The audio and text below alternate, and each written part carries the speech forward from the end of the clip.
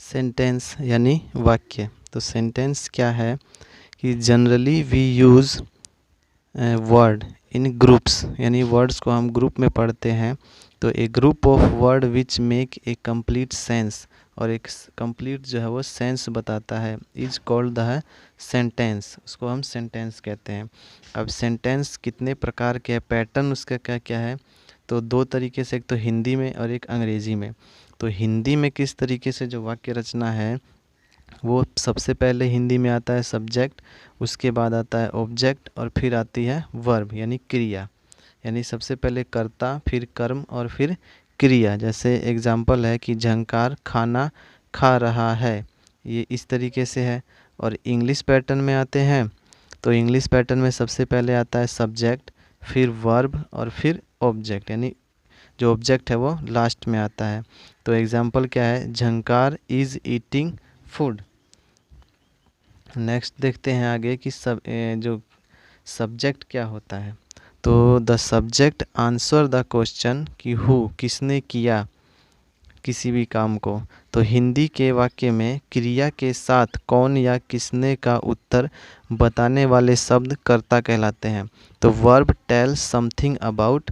अब वर्ब क्या है, तो वर्ब क्या है, तो वर्ब जो tell something about the subject के बारे में बता रही है कि वो क्या कर रहा है। यानी कार्य का करना या होना क्रिया कहलाता है। क्या, कार्य का करना या होना क्रिया कहलाता है। उसी तरीके से अब ऑब्जेक्ट क्या है, तो the object answer the question what और हुम। यानी हिंदी के वाक्य में क्रिया के साथ क्या और किसने का उत्तर बताने वाले शब्द को है जो कर्म कहते हैं।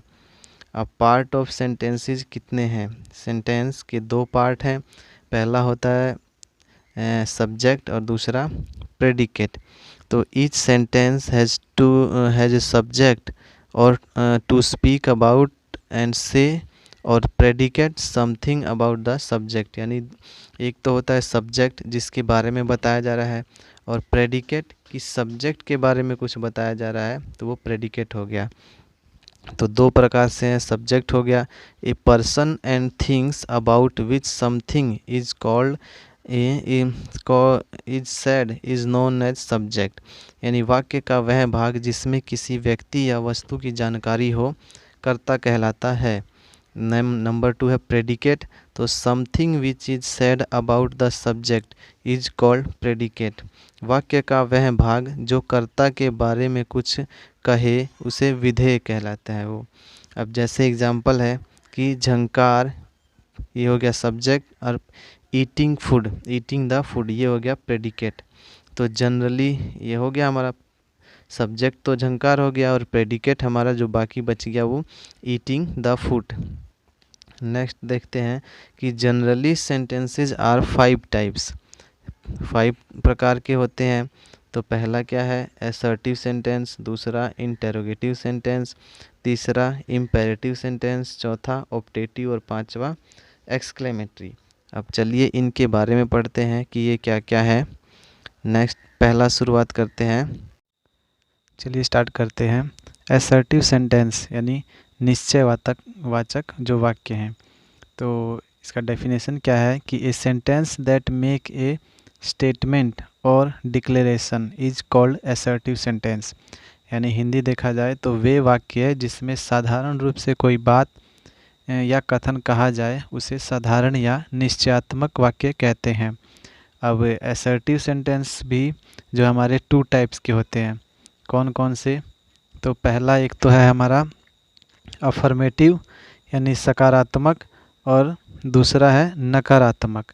यानी दो तरीके से होते हैं। तो अफर्मेटिव क्या है कि a sentence which state something which so affirmative affirmation is called affirmative sentence. यानी वे वाक्य जिसमें स्वीकार योग्य कथन कहा गया हो सकारात्मक वाक्य कहा जाता है। जैसे झंकार इज एन इंटेलिजेंट बॉय, ये इसका एग्जाम्पल है।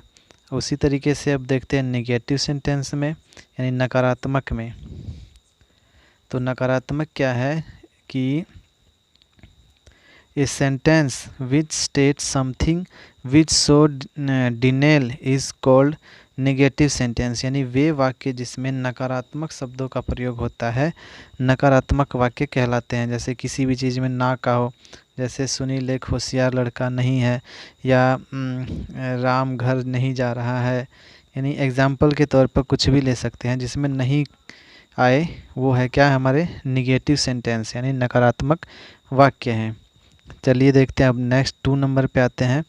इंटेरोगेटिव सेंटेंस यानी प्रश्नवाचक, यानी जिस भी नाम से हमें पता चल रहा है कि प्रश्न पूछा जाएगा इसमें प्रश्नवाचक है। यानी अब इसका डेफिनेशन क्या है कि a sentence which ask question और inquiry about something is called interrogative sentence. यानी वे वाक्य, हिंदी देखा जाए तो वे वाक्य जो प्रश्न पूछे या किसी के बारे में खोज करे वो प्रश्नवाचक वाक्य कहलाते हैं। यानी इंटेरोगेटिव सेंटेंस अब 2 टाइप्स के हैं इसमें भी। एक तो जैसे स्टार्टिंग विद हेल्पिंग वर्ब से जो स्टार्ट होते हैं, और बी जो क्वेश्चन वर्ड से स्टार्ट होते हैं। इसमें 2 तरीके से हैं। तो सहायक क्रिया से जो प्रारंभ होने वाले वाक्यों का उत्तर हाँ या नहीं में आता है। जैसे एग्जाम्पल है कि क्या सुनील एक ईमानदार लड़का है, तो is Sunil an honest boy, is से शुरू हुआ है वाक्य। उसी तरीके से दूसरा will Ram be reading, will Ram be reading, क्या राम पढ़ रहा होगा, यानी इसमें जो है हेल्पिंग वर्ब से जो सेंटेंस है वो शुरू हो रहा है। और नेक्स्ट है हमारा कि एक क्वेश्चन वर्ड्स यानी WH फैमिली जो है हमारी, कि व्हाट वेयर हाउ इस सब से शुरू हो, तो वो उसमें है जैसे प्रश्नवाचक शब्दों से प्रारंभ होने वाले वाक्य में किसी तथ्य की पूर्ण खोज की जाती है।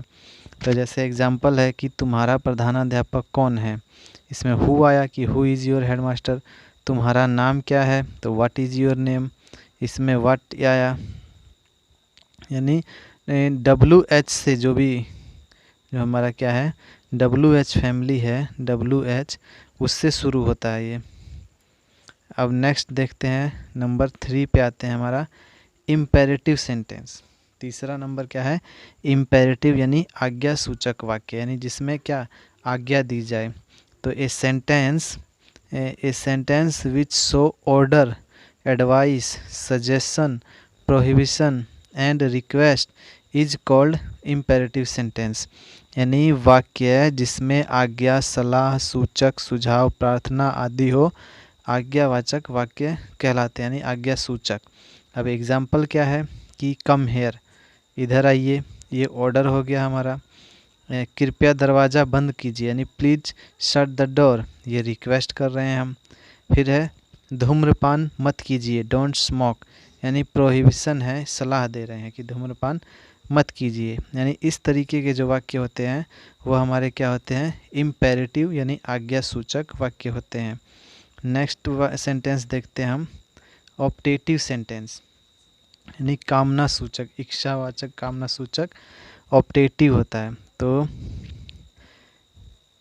ए sentence which show a wish, blessing और a prayer is known as optative sentence.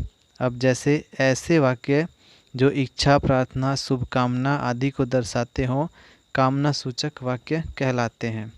अब अंग्रेजी में ऐसे वाक्य विश में से प्रारंभ होते हैं। जैसे एग्जाम्पल के तौर पर देखा जाए तो विश यू हैप्पी जर्नी, यानी ये ब्लेसिंग दे रहा है कि आपकी जो यात्रा वो सुखद हो।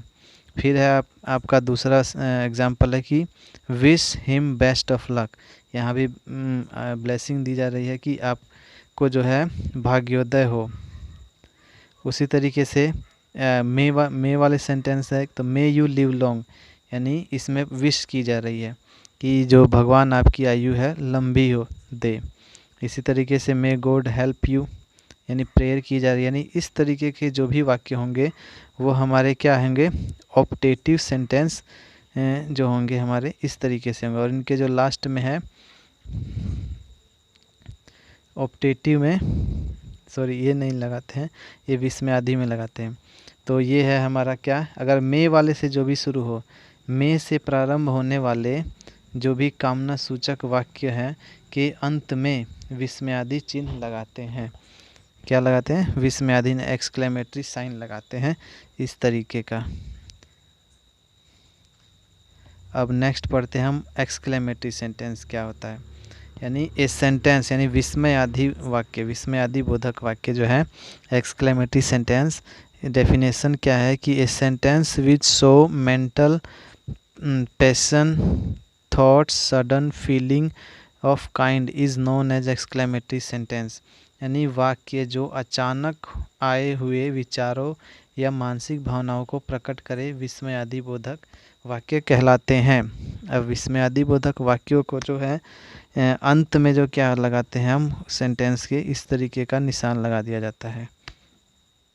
इसको कहते हैं एक्सक्लेमेटरी साइन या विस्मयादि बोधक चिन्ह। अब इसमें एग्जाम्पल के तौर पे क्या है कि वाह, हम वाह के आगे आ गया वाह वाह, यानी क्या है एकदम उत्साह आ रहा है। वाह वाह हमारी टीम ने मैच जीत लिया। क्या है? वाह वाह हमारी टीम ने मैच जीत लिया। तो अब इंग्लिश में क्या है कि hurrah our team has won the match. उस तरीके से एक शोक भरा होता है, उदासी भरा कि ओह अनिल यहाँ है, ओह यानी एक आश्चर्य हो रहा है, अनिल यहाँ है।